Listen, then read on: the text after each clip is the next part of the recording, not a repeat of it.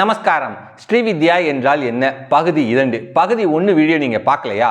அதற்கான வீடியோ லிங்கை நான் டிஸ்கிரிப்ஷனில் தரேன். அந்த வீடியோவையும் ஒரு தடவை பாருங்கள்.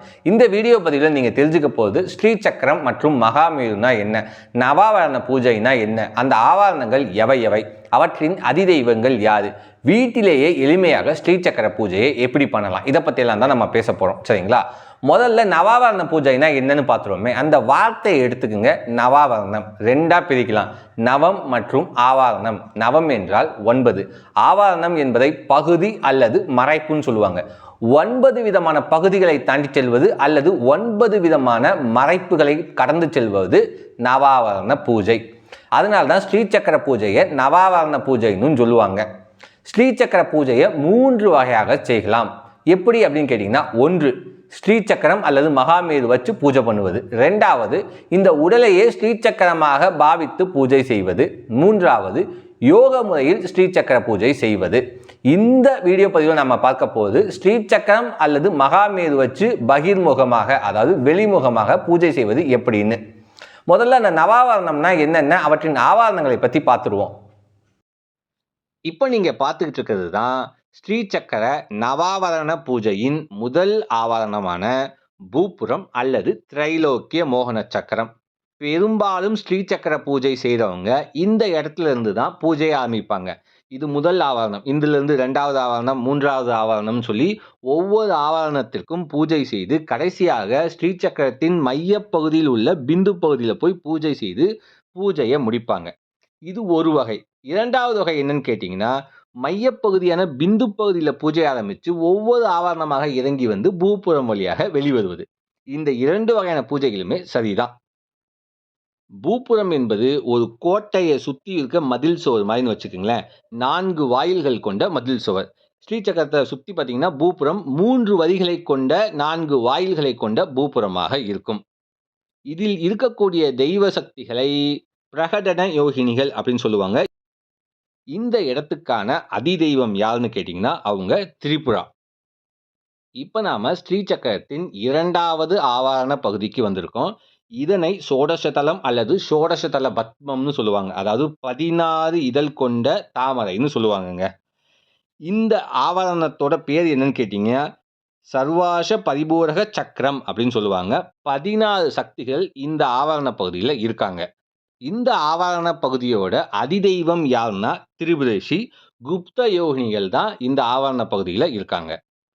இப்போ நாம 3வது ஆவரண பகுதியை பார்த்துட்டு இருக்கோம். இதனை சர்வ சம்சோபன சக்கரம் அப்படின்னு சொல்லுவாங்க. எளிமையா சொல்லணும்னா அஷ்டதலம் அல்லது அஷ்டதல பத்மம் அப்படின்னு சொல்லுவாங்க. அஷ்டம்னா 8 தாமரை இதழ் இருக்கு இல்லைங்களா, அதனால அஷ்டதலம் அல்லது அஷ்டதல பத்மம் அப்படின்னு சொல்லுவாங்க. இந்த 8 தாமரை இதழிலும் 8 குப்ததர யோகினிகள் இருக்காங்க. இந்த இடத்துக்கு பார்த்தீங்கன்னா அதிதேவதை சக்தி யாருன்னு கேட்டிங்கன்னா திரிபுர சுந்தரி. இங்கே இருக்கக்கூடிய 8 சக்திகளும் உக்கிர தெய்வங்கள் அப்படின்னு சொல்லுவாங்க.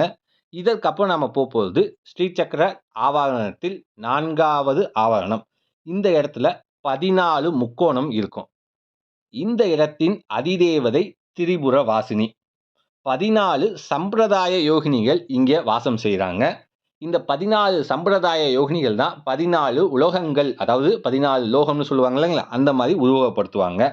இதனை சர்வ சௌபாக்கிய சக்கரம் அப்படின்னு சொல்லுவாங்க. ஒவ்வொரு ஆவரணத்துக்கும் ஒவ்வொரு பேர் இருக்குங்க. உதாரணத்துக்கு பூபுரத்துக்கு திரைலோக்கிய மோகன சக்கரம் அப்படின்னு ஒவ்வொன்றுக்கும் ஒவ்வொரு பேர் இருக்கு. சரிங்களா?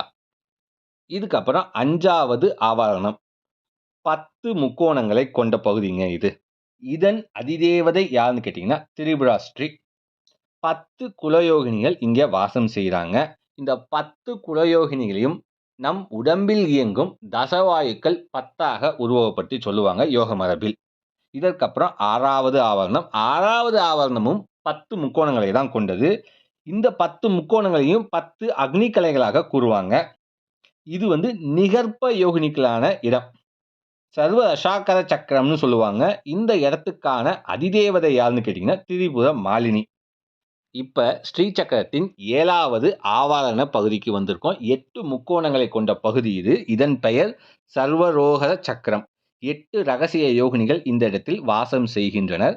அதிதேவதை யாருன்னு கேட்டிங்கன்னா திரிபுர சித்தா. அடுத்தது 8வது ஆவரணம். சர்வசித்தி சக்கரம் அல்லது சர்வசித்தி பிரத சக்கரம்னு சொல்லுவாங்க. அதிரகசிய யோகினிகள் வாசம் செய்யக்கூடிய இடம் இது. இதற்கான சக்தியாக கூறப்படக்கூடிய ஒருவர் திரிபுராம்பா. இங்க பார்த்தீங்கன்னா, காமேஸ்வரி, வஜ்ரேஸ்வரி, பகமாலினி வாசம் செய்றாங்க. காமேஸ்வரிக்கு வெண்மை நிறமும், வஜ்ரேசிக்கு சிகப்பு நிறமும், பகமாலினிக்கு தங்க நிறமும் குடுத்திருப்பாங்க. ஒரு சிலர் இச்சாசக்தி, கிரியாசக்தி, ஞான சக்தின்னு சொல்லுவாங்க. இன்னும் ஒரு சிலர் ருத்ரசக்தி, விஷ்ணு சக்தி, பிரம்ம சக்தின்னும் சொல்லுவாங்க. இதனை முக்கூடம்னு சொல்லுவாங்க. இந்த தங்க நிறம், வெள்ளை நிறம் மற்றும் சிகப்பு நிறம் இந்த 3 நிறங்களையும் திருமூலர் தன்னுடைய திருமந்திரத்திலும் குறிப்பிட்டுள்ளார். இதற்கப்புறம் நாம போறது சர்வானந்த மயச்சக்கரமான பிந்து பகுதிக்கு. அங்க 15 திரிநித்யா தேவிகளும் அந்தந்த திதிக்கு ஒவ்வொரு நித்யா தேவியா வாசம் செய்வாங்க. அதன் பின்பு பிந்து பகுதியில் காமேஸ்வரன், காமேஸ்வரி வாசம் செய்வாங்க. இந்த ஸ்ரீ சக்கரத்தை நாம 3 வகையா பிரிச்சிடலாம். வாக்பவ கூடம், காமராஜ கூடம், சக்தி கூடம். முதல் 3 ஆவரணங்களை வாக்பவ கூடம் என்றும், அதுக்கப்புறம் 4, 5, 6 அந்த ஆவரணங்களை காமராஜ கூடம் என்றும், 7, 8, 9 ஆவரணங்களை சக்தி கூடம்னு பிரிக்கலாம். ஸ்ரீ சக்கரத்தில் வரக்கூடிய நவாவரணங்களை பற்றி டீட்டெயிலாக பார்த்துருப்பீங்க. இங்கே நான் கொடுத்துருக்கிறது ஒரு பொதுவான வழிமுறை மட்டுமே. நீங்கள் கற்றுக்கக்கூடிய குரு பரம்பரையை பொறுத்து இதில் சில மாறுதல்கள் இருக்கலாம். சரிங்களா? ஸ்ரீ சக்கரத்தில் வரக்கூடிய முக்கோணங்கள், அதில் மேல் நோக்கிய முக்கோணங்களை சிவ தத்துவம் என்றும், கீழ் நோக்கிய முக்கோணங்களை சக்தி தத்துவம் என்றும் கூறுவர். ஸ்ரீ சக்கரத்தை நாம் 2 வகையாக பிரிக்கலாங்க. மேரு மற்றும் ஸ்ரீ சக்கரம். 2 டைமென்ஷனில் இருப்பதை ஸ்ரீ சக்கரம்னும், 3 டைமென்ஷனில் இருப்பதை மேருன்னு சொல்லுவாங்க. மேருவையும் நாம் 2ஆக பிரிக்கலாம்.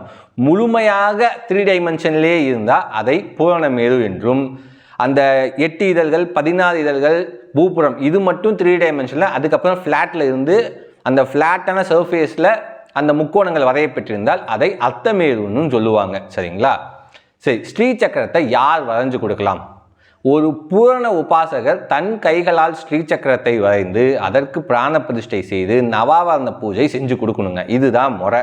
ஸ்ரீ சக்கரத்தை செம்பு, வெள்ளி அல்லது தங்கம் இது 3 உலோகங்களில் வரைஞ்சு கொடுக்கலாம்.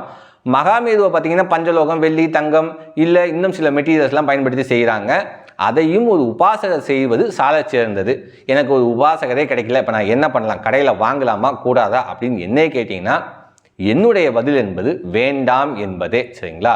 ஏன்னா என்னதான் இருந்தாலும் ஒரு உபாசகர் கைகளால் வரைந்து அதற்கு பிராண பிரதிஷ்டை செய்தால் மட்டுமே அதற்கு தெய்வ சாநித்தியம் என்பது ஏற்படும். கடைகளில் வாங்குற எந்த பொருளுக்கும் பிராண பிரதிஷ்டையெல்லாம் பண்ணியிருப்பாங்களா அப்படின்னா அது மிகப்பெரிய கேள்விக்குறி. 2வது, அதெல்லாம் மெஷின் மேடு. ஒரு உபாசகர் ஒரு குறிப்பிட்ட நாளில் அது ஒரு குறிப்பிட்ட நல்ல நேரத்தில் பார்த்து அந்த பூஜையெல்லாம் பண்ணி அதை கைகளால் அந்த மந்திரம் சொல்லிக்கிட்டே வரைவார். மெஷினில் வரைகிறதுக்கு இந்த மாதிரியான ஆப்ஷன்லாம் இல்லை. ஸோ என்னை பொறுத்த வரைக்கும் கடைகளில் வாங்குவது வேண்டாம். எனக்கு வீட்டில் வாங்கி பூஜையெல்லாம் வச்சுக்கணும்னு தோணுதுங்க, வச்சுக்கலாமா கடையில் வாங்கி அப்படின்னு கேட்டிங்கன்னா கண்டிப்பாக செய்யலாம், தவறு இல்லை. எளிமையாக வீட்டில் எப்படி ஸ்ரீ சக்கர பூஜை பண்ணுறது அல்லது மகாமேரு வாங்கிட்டேன் எப்படி பூஜை பண்ணுறது, ரொம்ப கஷ்டம்லாம் கிடையாதுங்க. கட்கமாலா ஸ்தோத்திரம்னு ஒன்று இருக்குது. இன்டர்நெட்லேயும் நீங்கள் அதை கண்டுபிடிக்கலாம். பிடிஎஃபாக இருக்குது, புஸ்தகமாக இருக்குது, MP3 இருக்குது. சரிங்களா? தயவுசெய்து ஸ்ரீ சக்கரத்தை வச்சுட்டு கட்கமாலாவை MP3 ப்ளே பண்ணிட்டு இதை அர்ச்சனை பண்ணிக்கிட்டு இருக்காதீங்க. சரிங்களா? கட்கமாலா ஸ்தோத்திரத்தை நீங்கள் சொல்லி அர்ச்சனை செய்ய வேண்டும் மலர்களால். சரிங்களா? நீங்கள் சொல்லி அர்ச்சனை பண்ணும் பொழுது மட்டும்தான் உங்களுக்கான பலன்கள் ஸ்ரீ சக்கரம் மூலியமாக கிடைக்கும். ஸ்ரீ சக்கரத்தை எந்திரராஜம்னு சொல்லுவாங்க. ஸ்ரீ சக்கரத்தை மட்டும் இல்லைங்க, திருமூலரின் திருமந்திரத்தில் வரக்கூடிய திருவம்பல சக்கரத்தையும் எந்திரராஜம்னு தான் சொல்லுவாங்க.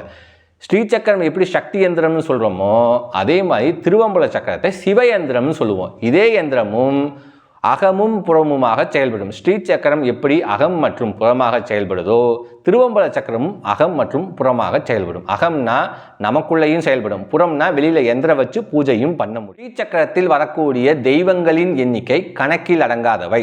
உதாரணமாக சொல்லணும்னா நீங்கள் சொல்லக்கூடிய எல்லா தெய்வங்களையும் ஸ்ரீ சக்கரத்தில் பூஜை பண்ண முடியும். தசமகா வித்தியில் வரக்கூடிய எல்லா ரூபங்களையும் பூஜை பண்ண முடியும். எல்லா தெய்வங்களையும் ஸ்ரீ சக்கரத்தில் ஆவாகனமும் பண்ண முடியும்.